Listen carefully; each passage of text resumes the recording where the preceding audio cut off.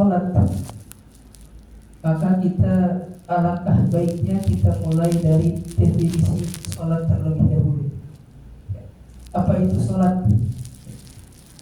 Dalam bahasa Arab atau dalam literatur fikih, sholat itu dimaknai secara dua.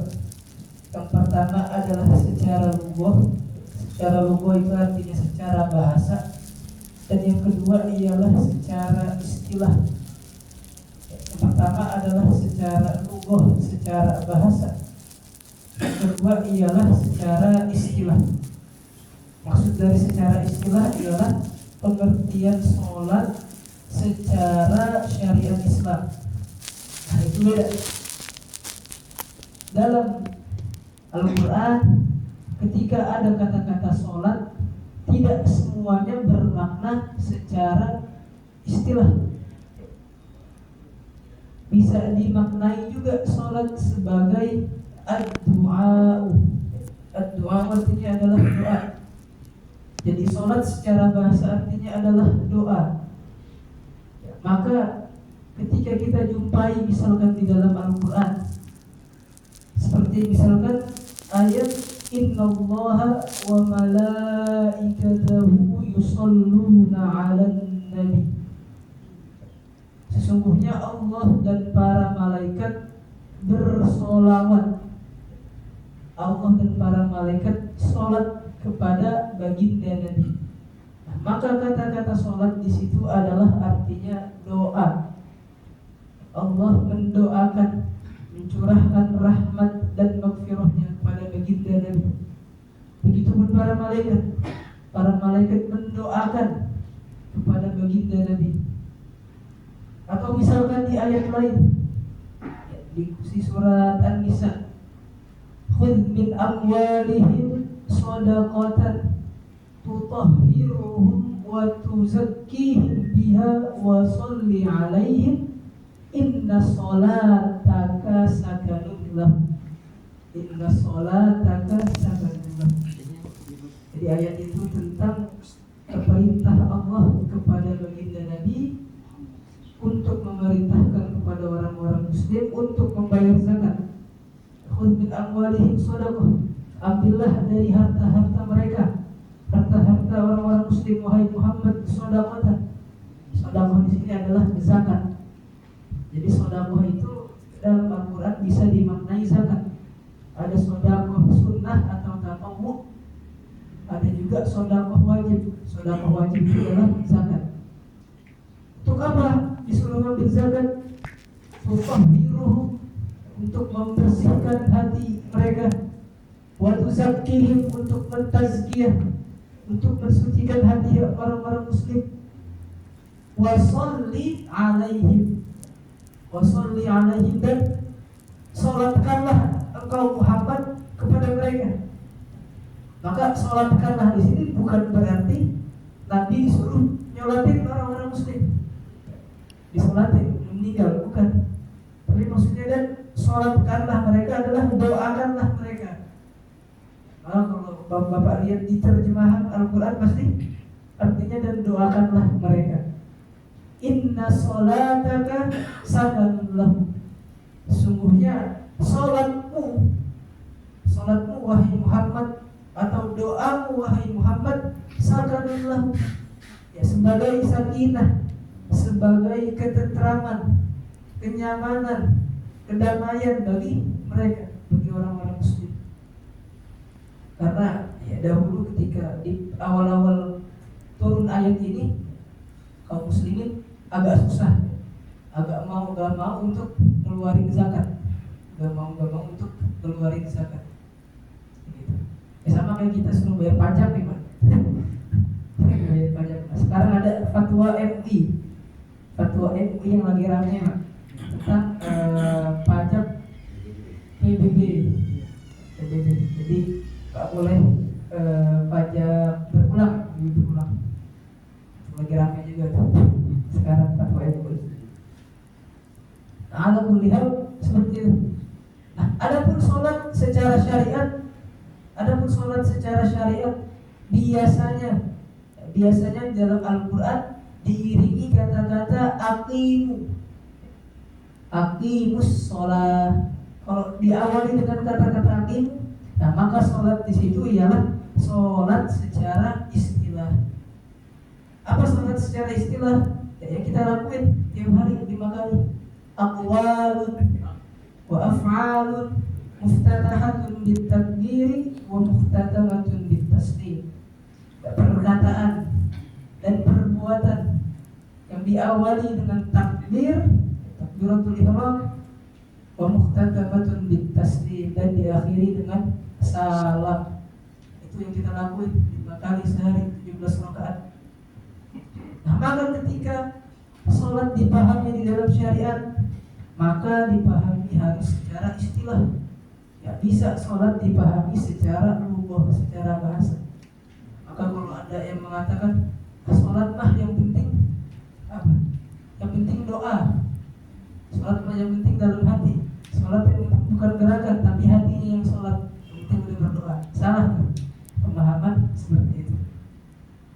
Maka harus sholat ketika dipahami secara syariat, ketika ada kata-kata aqimu, maka harus dimaknai secara istilah. Nah, maka sholat atau ibadah secara umum, baik itu berupa muamalah, transaksi kita sehari-hari, atau haji, zakat, bahkan nikah, yang namanya ibadah pasti terdiri dari yang namanya syarat dan rukun. Anggapannya syarat dan rukun ini udah bangunan inti dalam ibadah. Semua ibadah pasti ada yang namanya syarat dan rukun. Terus apa bedanya syarat sama rukun, Pak? Apa Pak bedanya syarat sama rukun? Keluar kalau rukun di dalam. Iya betul. Ya, kalau syarat, gampangnya syarat itu dilakuin sebelum sholat, sebelum ibadah. Tapi kalau rukun itu ketika sholat, ketika ibadah. Udah gampangnya gitu. Nah, dalam mazhab Syafi'i syarat dibagi menjadi 2. Ya, ada syarat wajib sama syarat sah. Ada syarat wajib sama syarat sah. Syarat wajib ialah syarat yang apabila salah satunya tidak terpenuhi maka dia nggak wajib sholat. Itu syarat wajib. Kalau syarat sah ialah syarat yang apabila salah satu dari hal tersebut tidak dipenuhi maka sholatnya nggak sah. Ini kita bahas dulu. Ya, kalau waktunya masih cukup, kita lanjut rukun. Semoga cukup. Yang pertama, bismillahirrahmanirrahim. Wa syara'itu wujubis sholati thalathatu asya'a.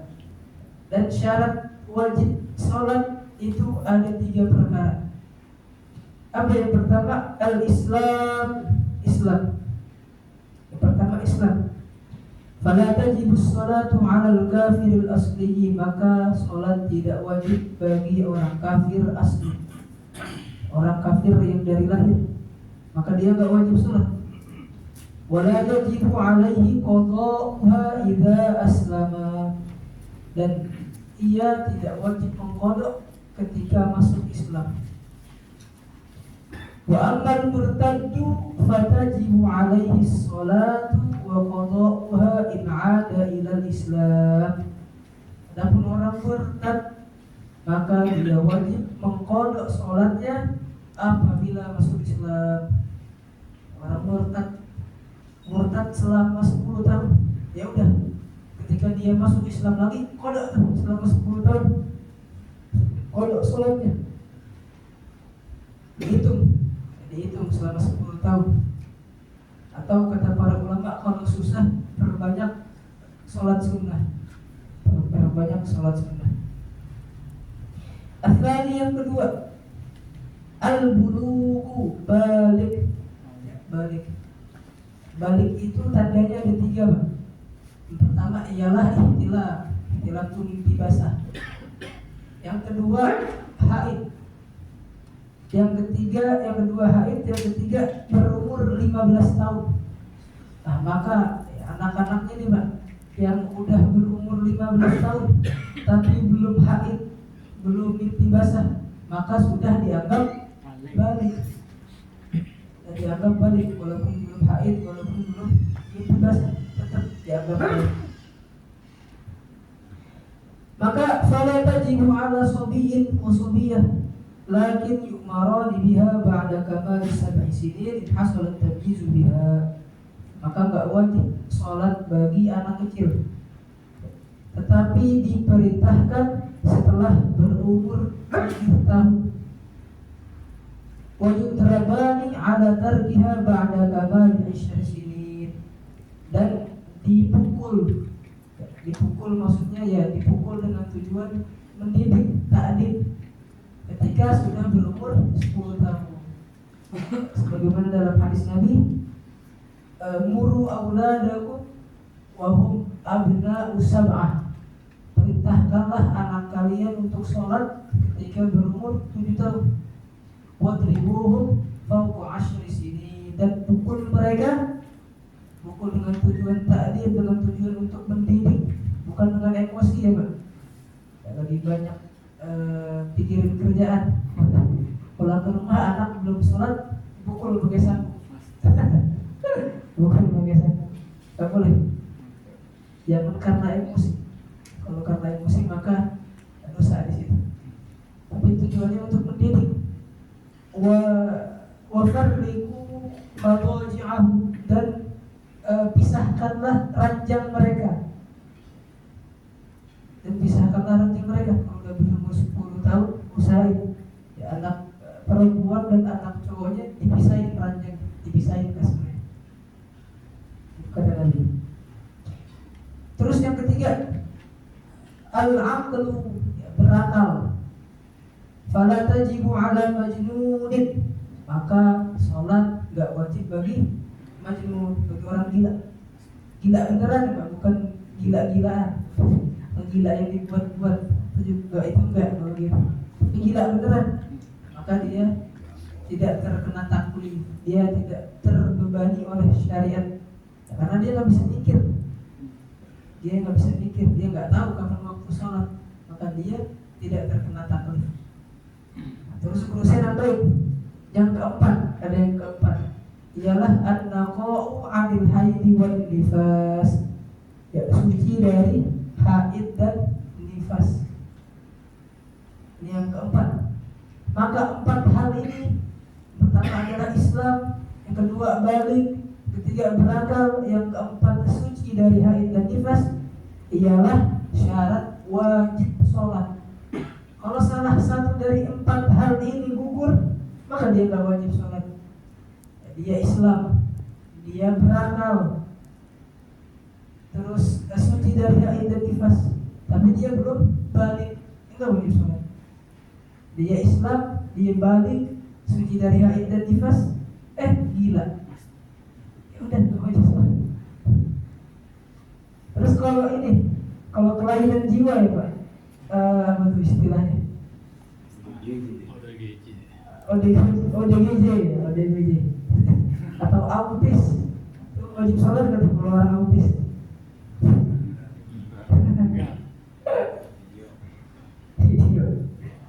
PR. Nah, itu syarat wajib. Nah, ketika 4 hal ini sudah terpenuhi, maka dia wajib sholat. Tapi sholatnya sah atau enggak? Belum tentu sah sholatnya. Dia udah terkena taklif, dia udah terkena kewajiban sholat ketika sudah terpenuhi 4 hal ini, maka dia wajib sholat. Apakah sholatnya sah atau tidak? Nah, beda lagi urusannya. Ada syarat-syaratnya lagi. Kita bahas lagi syarat-syarat sah sholat. Mana tadi itu? Wa syara'itus sholati qabla ad-dukhuli fiha 5 asya'. Dan syarat sahnya sholat itu ada 5. Ada 5. Yang pertama, taharatul a'dha'i minal hadathi wan najas. Ya, sucinya anggota badan kita dari hadas dan najis. baik hadas kecil berarti kentut, atau hadas besar berarti janabah atau haid. Kalau hadas kecil disucikan dengan berwudu, kalau hadas besar disucikan dengan mandi. Wan najis baik najis mukhaffafah berarti najis anak kecil yang belum berumur 2 tahun dan baru makan ASI doang. Maka itu gampang cara mensucikannya, cukup dipercikin air aja sekali, atau diusap sekali, gak apa-apa. Di bagian yang terkena najis itu diusap sekali, 3 kali lebih afdal. Terus najis mutawassithah. Najis mutawassithah ya selain najis mukhaffafah tadi sama najis mughalladhah. Najis mughalladhah berarti kan najis dari anjing dan babi. Apakah selain itu semua namanya adalah mutawassithah? Kencing kita, kotoran hewan. Maka cara mensucikannya ialah yang pertama, kalau misalkan dia masih ainiyah berarti ainun najasahnya masih ada. Ya, misalkan di sini ada kotoran kucing, ada tai kucing. Nah, maka kalau kelihatan baunya, rasanya, warnanya masih ada, nah maka itu namanya ainiyah. Maka harus dicomot dulu, dibuang dulu, buang pakai tisu atau pakai lap, buang dulu tuh kotorannya sampai bau, rasa, sama warnanya hilang. Habis itu dibimbing bentar. Nah, maka dari ainiyah tadi najisnya berubah menjadi hukmiyah. Bendanya udah gak ada nih, kotorannya udah gak ada, cuman dia masih dihukumi najis. Dia masih dihukumi najis karena bekasnya masih ada. Nah, maka ketika sudah hukmiyah, maka cara mensucikannya ialah dengan mengalirkan air. Kalau dipel doang cukup nggak? Enggak. Dipel itu kan enggak mengalirkan air. Enggak. Dipel itu kan jadi cuma ini doang. Malah jadi kain-kainnya yang najis. Tapi harus dialirin air sekali ke tempat bagian yang terkena najis. Pakai gayung bisa, pakai ember bisa, pakai gelas juga bisa. Yang penting itu air ngalir ke tempat atau ke bekas najis tadi. Udah, habis itu baru dipel atau dielap. Itu kalau najis mutawassithah. Habis itu najis mughalladhah. Kalau najis mughalladhah berarti gampang, tinggal basuh 7 kali, salah satunya menggunakan tanah. Itu najis. Jadi pastiin badan kita, anggota tubuh kita suci dari haid, dari hadas dan najis. Terus kalau lagi sholat ketempelan kotoran, gimana Pak? Lagi sholat misalkan kejatuhan tai cicak atau tai burung, itu gimana Pak? Sah nggak sholatnya?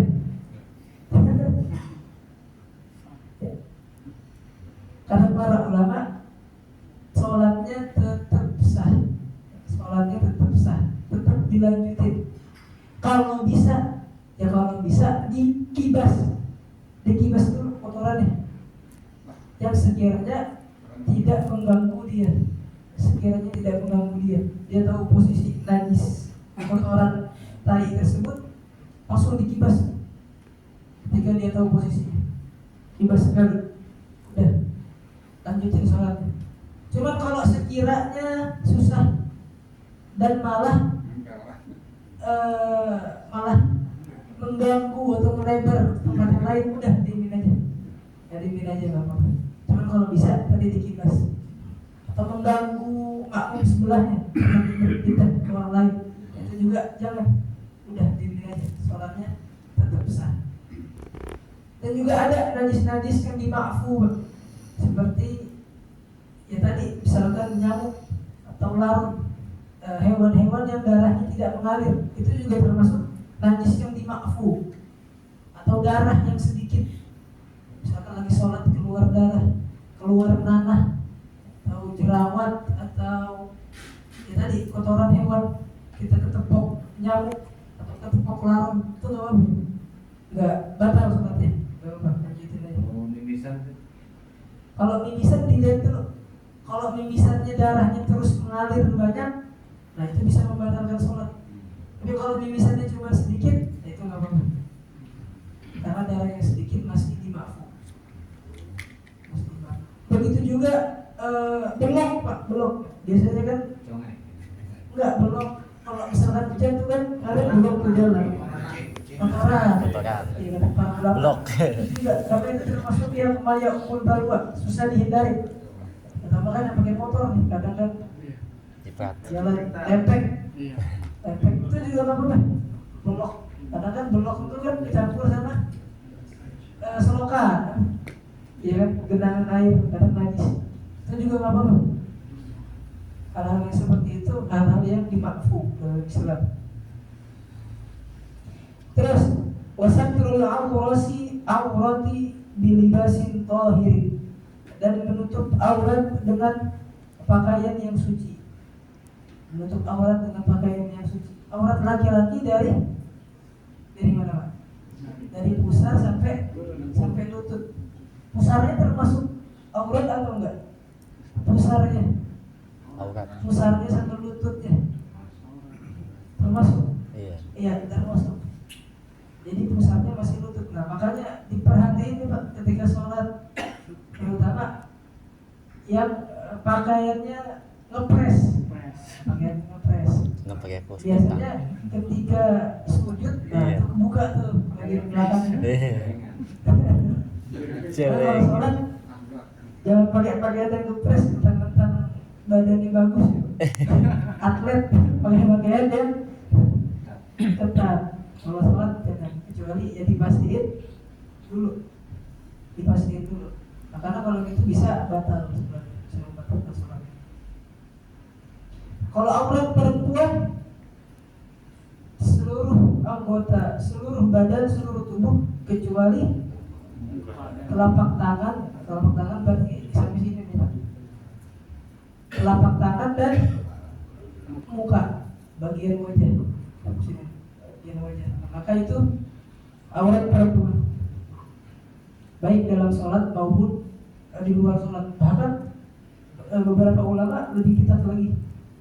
Kalau di luar sholat itu seluruh anggota tubuh perempuan adalah aurat. Seluruh anggota tubuh perempuan adalah aurat. Itu biasanya Syafi'iyah yang keras.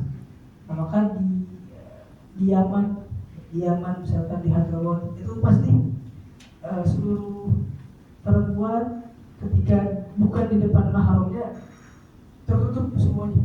Cadarnya tertutup semua. Sampai matanya pun udah kelihatan. Matanya pun udah kelihatan. Sakit, tegas, keras.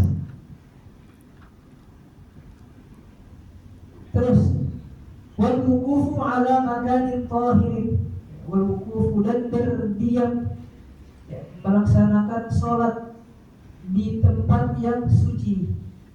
Pastiin juga tempat kita sholatnya, tempat kita rukuknya, sujudnya, dirinya itu harus suci, harus bersih.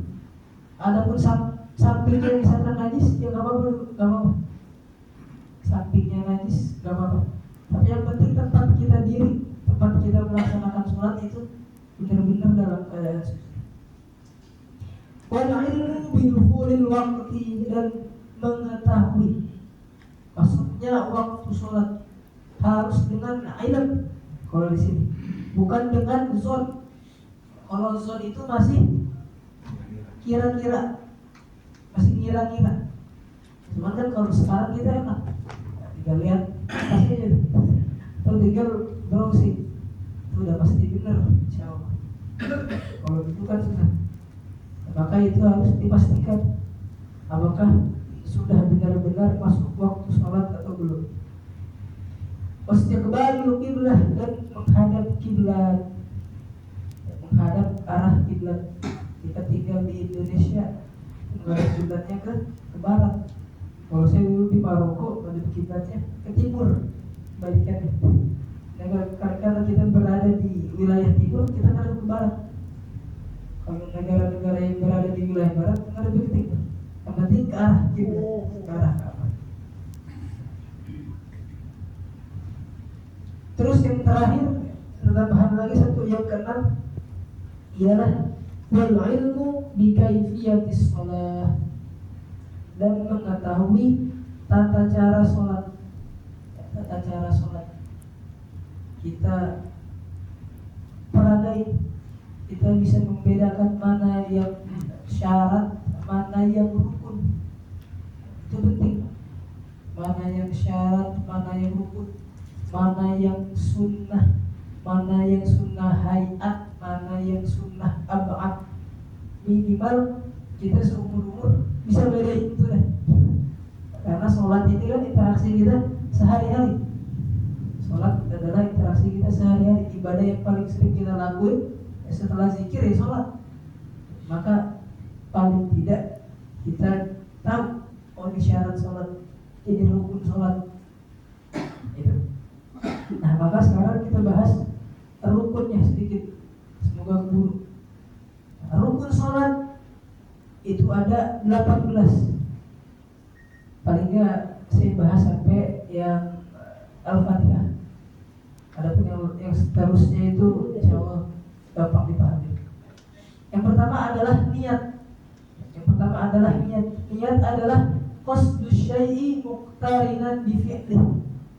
Ialah bermaksud terhadap suatu perbuatan atau bermaksud terhadap sesuatu berbarengan dengan perbuatannya. Maka niat sholat dilakukan ketika takbiratul ihram. Ya, maka ketika kita takbiratul ihram, kita harus melakukan niat. Ketika mengucapkan Allahu Akbar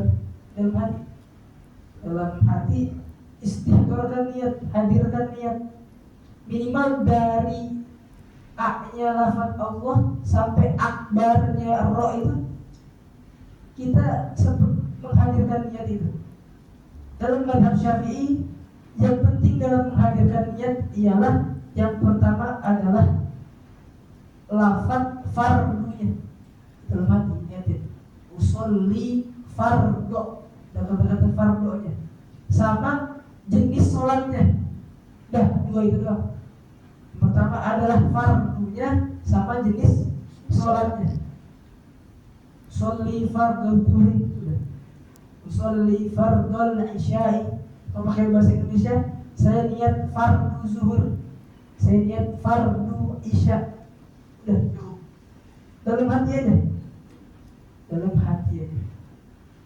Cuma kata para ulama, diperbolehkan beberapa detik sebelum takbiratul ihram, sesuai dengan uruf, sesuai dengan kebiasaan kita. Maka kebiasaan kita kan kita ngucapin niat beberapa detik sebelum takbiratul ihram. Sholli fardhul isya'i arba'a rakaat mustaqbilal qiblati ma'muman lillahi ta'ala Allahu akbar. Langsung, jangan sampai ada jeda lagi. Udah ngucapin niat ngobrol lagi. Udah ngucapin niat malah ngopi lagi, jangan.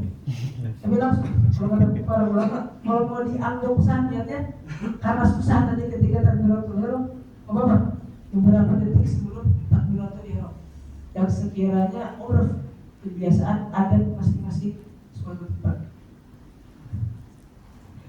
Nah terus yang kedua ialah al-qiyamu ma'al qudrah, berdiri bagi yang mampu. Kalau nggak mampu berdiri baru duduk. Duduk yang paling afdal ialah duduk iftirash, sama seperti kita duduk tahiyat awal atau duduk di antara dua sujud. Nah, itu duduk iftirash. Kalau sila boleh nggak Pak? Duduk sila boleh juga. Cuman afdalnya adalah duduk iftirash, yang paling afdal. Dan yang paling penting adalah saudara kita, dada kita menghadap ke kiblat. Karena yang paling penting dalam sholat yang menghadap kiblat adalah dada, saudara kata para ulama. Terus kalau nggak bisa duduk juga, maka berbaring ke kanan, Berbalik ke kanan juga gitu. Dada kita harus menghadap ke kiblat.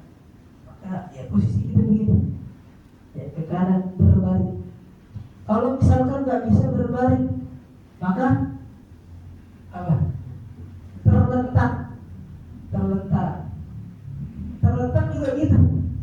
Bukan terletak posisi kita ngadep ke atas ke langit, tapi pastiin dada kita ke depan juga ke arah kiblat. Maka bisa dikasih bantal ya, atau jadi kasih bantal biasanya kalau di rumah sakit lagi susah. Yang penting posisi saudara kita tetap menghadap kiblat. Posisi dada kita tetap menghadap kiblat. Kalau nggak bisa terletak juga Pak, maka dengan isyarat, dengan isyarat mata. Oh, kalau misalkan lagi sujud, mata kita ke bawah. Kalau misalkan lagi rukuk, mata kita ke atas. Pakai isyarat. Kalau nggak bisa isyarat juga,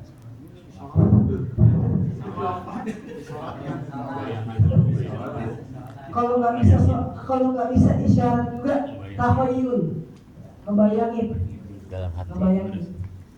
Ngebayangin posisi kita lagi sholat, misalkan lagi rukuk, terus lagi baca Al-Fatihah, terus lagi duduk di antara dua sujud, bayangin aja. Kalau nggak bisa ngebayangin juga, baru sholatnya, terus sholatnya. Terlaluan kalau nggak bisa bayangin juga, bayangin. Dan saking pentingnya sholat, karena sholat bagaimanapun juga nggak boleh ditinggal, nggak boleh ditinggal. Terus yang ketiga adalah takbiratul ihram. Ya, membaca takbiratul ihram. Nah, maka ketika membaca takbiratul ihram itu harus benar-benar jelas. Kita tidak boleh, kalau di kitab kita nggak boleh mengganti menjadi lafaz Ar-Rahmanu Akbar.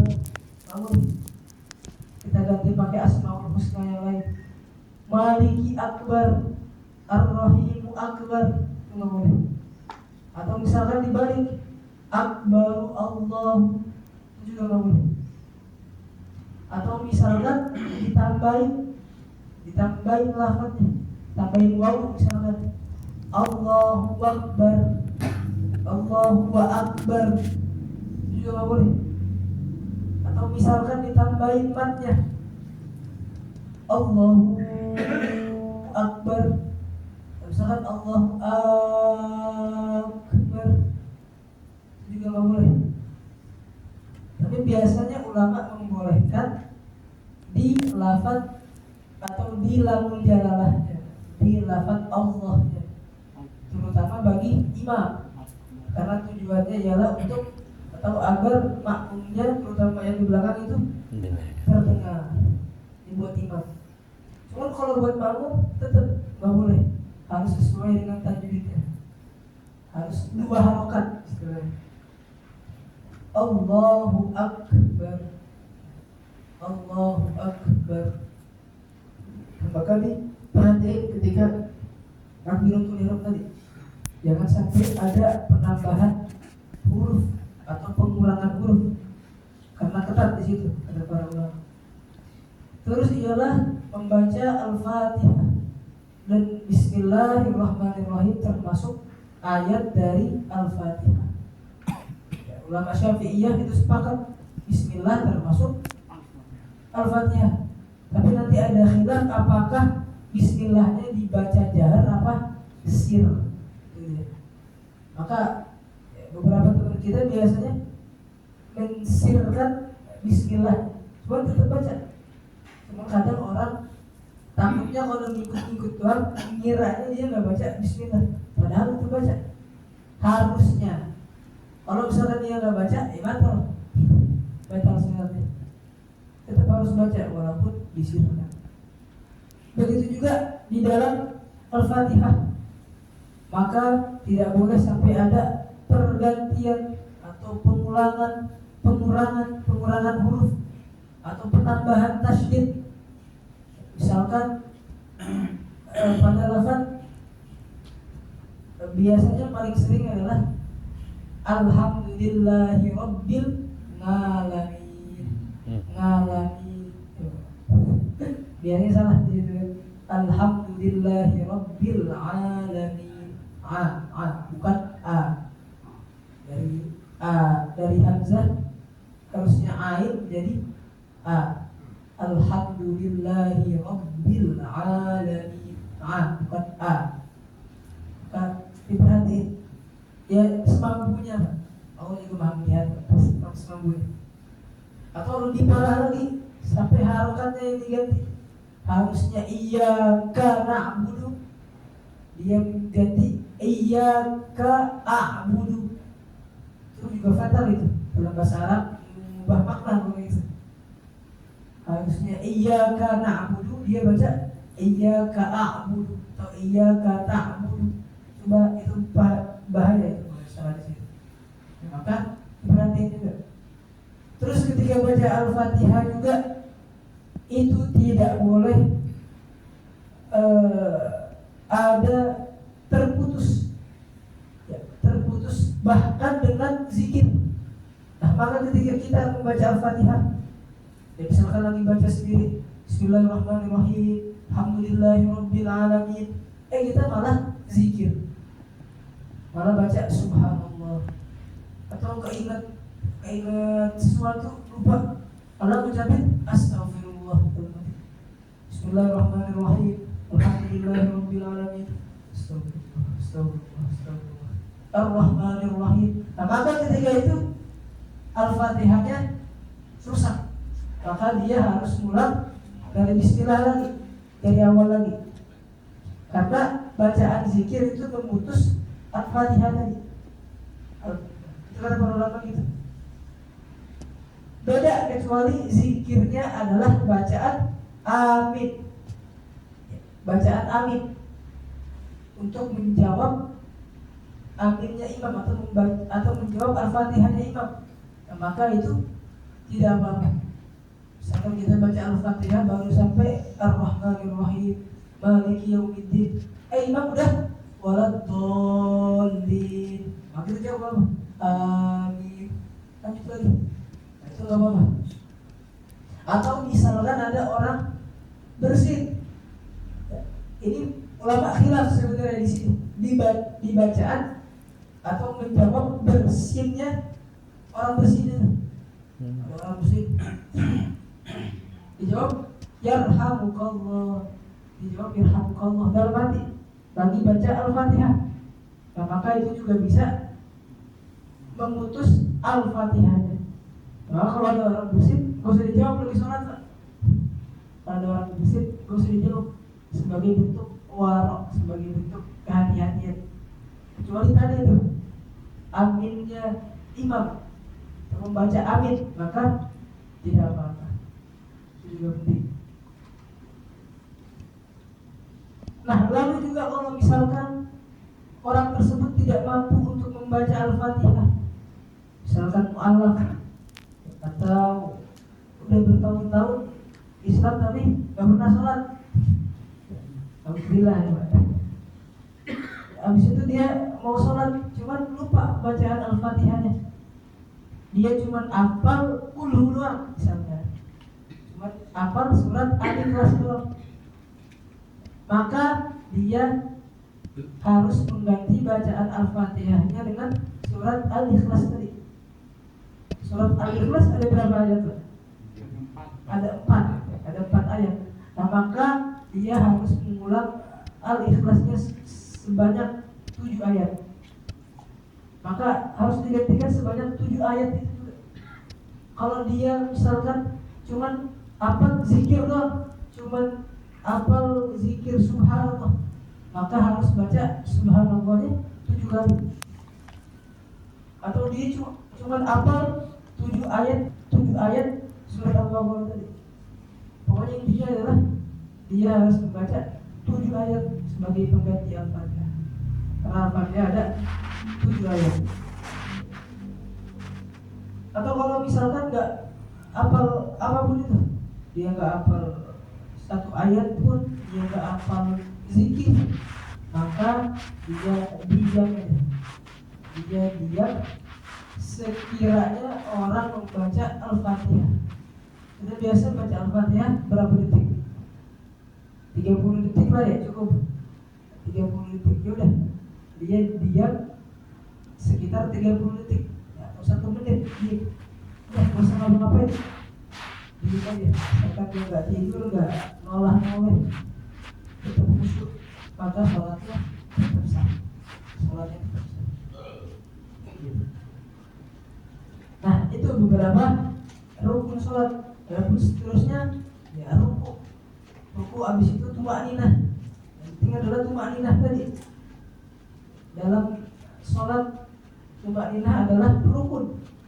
Harus diam sejenak, sekedar atau seraya membaca subhanallah paling minimal. Maka kalau kita udah baca dalam ruku subhanarabbiyal azim wa bihamdihi, itu udah dihitung tumakninah. Udah dihitung tumakninah. Terus ruku, terus tumakninah, i'tidal, tumakninah, sujud, tumakninah, duduk di antara 2 sujud, tumakninah, duduk tahiyat akhir. Adapun tahiyat awal dia bukan rukun. Salat yang lebih dari 2 rakaat maghrib sama isya, itu kan ada tahiyat awalnya. Tahiyat awal itu bukan rukun, tapi adalah sunnah abad. Sunnah abad ialah sunnah yang apabila ditinggalkan maka sangat amat dianjurkan untuk sujud sahwi. Seperti kunut juga sunnah abad, maka agak dipaksa untuk sujud sahwi. Bahkan kalau dia lupa dalam sholatnya, setelah sholat baru sujud sahwi. Tapi pentingnya sujud sahwi. Kalau nggak hafal gerakannya aja, gerakan sujud sahwinya aja. 2 kali salam, habis itu 2 kali sujud salam, 2 kali sujud salam, nggak usah baca apa-apa. Kayak gitu. Kalau nggak hafal. Terus juga membaca tasyahud, membaca tasyahud. Mulai dari at-tahiyyat sampai asyhadu an la ilaha illallah wa asyhadu anna muhammadan Rasulullah. Itu juga rukun. Terus membaca sholawat, paling minimalnya ialah Allahumma sholli ala Muhammad. Udah cukup. Itu yang rukun. Adapun sholawat Ibrahimiyah, kama shallaita ala Ibrahim wa ala ali Ibrahim, itu sunnah. Itu sunnah. Beberapa ulama mengatakan sunnah abad, beberapa lagi mengatakan sunnah hayat. Yang penting adalah itu sunnah. Yang penting adalah sholawat kepada Nabi. Bahkan sholawat kepada keluarga Nabi itu juga bukan rukun. Tapi cuma yang penting Allahumma sholli ala Muhammad atau Allahumma sholli ala Sayyidina Muhammad. Cuma kalau saya pribadi dalam sholat, saya lebih cenderung nggak usah pakai Sayyidina kalau dalam sholat, karena dalam sholat ini adalah ibadah yang khusus. Kata Nabi apa? Shollu kama ra'aitumuni usolli. Sholatlah kalian sebagaimana kalian melihatku sholat. Kalau kita baca hadis-hadis itu hampir semuanya gak ada kata-kata sayyidina. Nah, maka alangkah baiknya harus pakai sayyidina kalau sholat. Tapi kalau di luar sholat itu nggak apa-apa, karena ini ibadah khusus. Maka alangkah baiknya nggak usah pakai sayyidina. Maka tadi Allahumma sholli ala Muhammad. Habis itu udah salam. Salam yang wajib ialah salam yang pertama, salam yang ke kanan. Assalamualaikum. Afdalnya Assalamualaikum warahmatullahi wabarakatuh. Itu afdalnya. Kalau dia membaca Assalamualaikum juga udah cukup. Maka saran saya, ada beberapa waktu bapak-bapak praktekin sholat sunnah ya. Sholat sunnah itu cuma gerakan rukunnya doang. Tujuannya ialah agar bisa membedakan mana yang sunnah, mana yang rukun. Tadi apa? kata guru saya kayak gitu. Kalian harus ada satu momen, satu waktu ya, sholat sunnah, kalian cuma praktekin rukun-rukunnya doang. Kayak tadi, tahiyat awalnya tinggalin, baca Al-Fatihah doang, ya gak baca doa iftitah. Cuma ninahnya tadi membaca subhanallah. Yang tadi baca sholawat itu cuma Allahumma sholli ala Muhammad.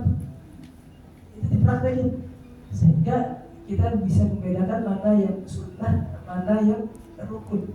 Itu yang paling penting. Adapun kalau jadi imam, ya jangan dipraktekin kalau jadi imam, karena malah menimbulkan fitnah. Menimbulkan fitnah. Salam cuma sekali. Salam cuma sekali. Bahkan banyak banget kalau praktekin. Bahkan kita mengangkat kedua tangan ini juga termasuk sunnah. Mengangkat kedua tangan, meletakkan bersedekap kayak gini, itu juga sunnah. Atau takbir intiqal, baca Allahu Akbar selain takbiratul ihram, itu juga sunnah. Maka kita praktekin yang rukun-rukunnya aja. Kalau sholat sendirian, kalau sholat sunnah. Adapun kalau jadi imam atau di halayak umum, lebih baik dihindari. Ini dihindari agar tidak terjadi fitnah. Agar tidak terjadi fitnah. Allahu a'lam bishawab. Gak ada pertanyaan ya, Pak? Ada lupa? Bedanya syirik sama murtad apa? Bedanya syirik sama murtad.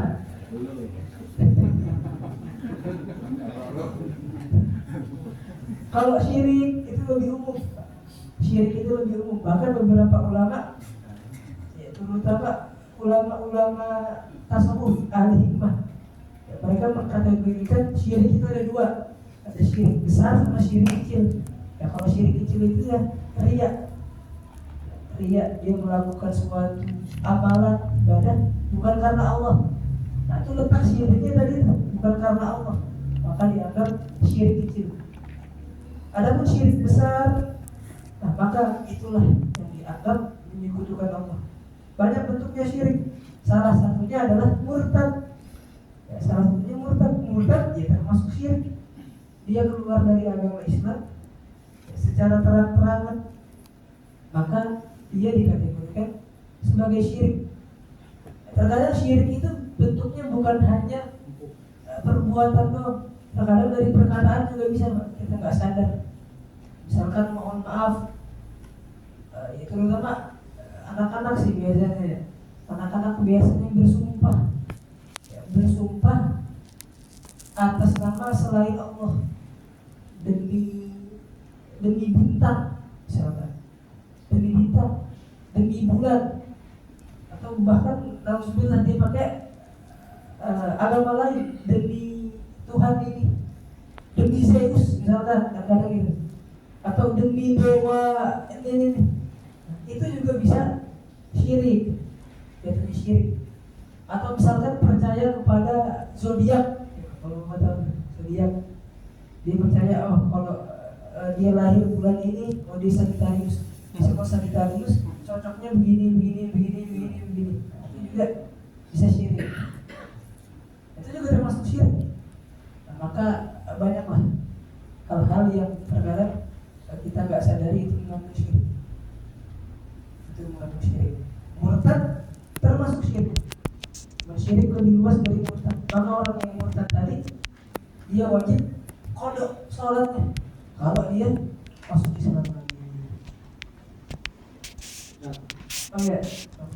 Kalau kita baca Fatihah, nggak boleh putus ya. Kalau kita nguap, bukan apa sambil nguap baca apa kita ulang lagi baca Fatihahnya. Ya. Nah, kalau nguap itu kan termasuk hal yang nggak bisa dihindari, ya, Pak. Hal yang nggak bisa dihindari, maka nggak apa-apa kalau nguap. Kalau nguap nggak apa-apa. Cuman kalau dibuat-buat, misalkan nguap, kalau dibuat-buat, nah maka itu bisa memutus sholatnya. Cuman kalau nguapnya alami, natural, ya, natural emang beneran ngantuk, maka itu nggak apa-apa. Tapi dia sekedar kontributan nafus, kalau kata ulama, sekedar atau ukurannya itu nggak lama banget, selama orang napas, seperti orang ngambil napas. Kalau kita nggak capek, jawabannya itu nggak apa-apa gitu. Nah, maksudnya ada waktu lagi baca nguap apa sambil nguap baca apa di stop dulu bacanya? Di stop dulu Pak, di stop dulu lebih baik, di stop dulu lebih baik. Cuman itu nggak memutus bacaan Al-Fatihah kalau mau. Dan satu lagi untuk orang yang sakit tadi tuh cara wudhunya gimana? Untuk wudhunya? Untuk wudhunya orang yang sakit. Nah, maka orang yang sakit dilihat. Kalau misalkan dia di bagian anggota tubuh wudhunya anggota wudhu yang rukun, ya, anggota wudhu yang rukun itu tidak boleh terkena air, kata dokter. Kita maksudnya dokter aja ya. Misalkan dokter bilang mohon maaf mukanya tidak boleh kena air, nah maka ketika itu juga dia boleh tayamum.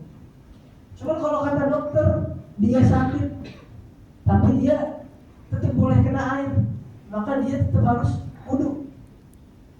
Nah, maksudnya kalau kayak orang stroke itu kan dia tapi nggak bisa bergerak, apa diwuduin atau? Nah maka kalau gitu diwuduin Pak, dibantu sama mahramnya, untuk berwudu. Nah maka yang menjadi patokan lagi tadi dokter, kalau misalkan ada dokter ini alangkah baiknya gak usah kena air, udah bantuin tayamum aja. Kalau tadi kan stroke ya udah kategori sakit parah, maka itu dikategorikan oleh tayamum. Karena kan kalau udah pakai pempes itu. Nah kalau udah pakai pempes juga. Nah kalau udah pakai pempes, nah maka dia sebenarnya nanti ada kajian khusus. Nah, dia namanya adalah Farditut Tuhurain, orang yang udah dalam keadaan sepuh dan dia tidak bisa, dan dia orang yang najis terus, beser terus ya, karena kan dia pakai pempes. Nah, maka itu juga gak apa-apa, bisa tayamum juga, boleh tayamum atau berwudu, tergantung keadaan dia yang nyaman. Berarti di apa? Dalam keadaan pempes pun itu. Dalam keadaan pakai pempes gak apa-apa. Iya, itu udah ada air kencingnya di apa? Iya, gak apa-apa. Karena darurat. enak tuh lagi itu kan. Enak. Gak enak sakitnya ya, Pak. Sakitnya gak enak. Wallahu a'lam bishawab. Al-Fatihah.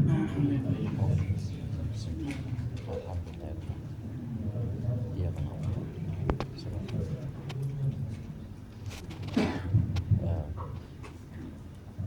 Oh, mana ya karim, ya rahim, ya rahman. Amin. بكرامة الفاتحة لنا هو بالخير وجعلنا من أهل الخير. اللهم اجعل جمعنا هذا جمعا مرحوما وتفرقنا من بعده تفرقا سالما معصوما. ربنا آتنا في الدنيا حسنة وفي الآخرة حسنة وقنا عذاب النار. سبحان ربك رب العزة عما يصفون، وسلام على المرسلين والحمد لله رب العالمين.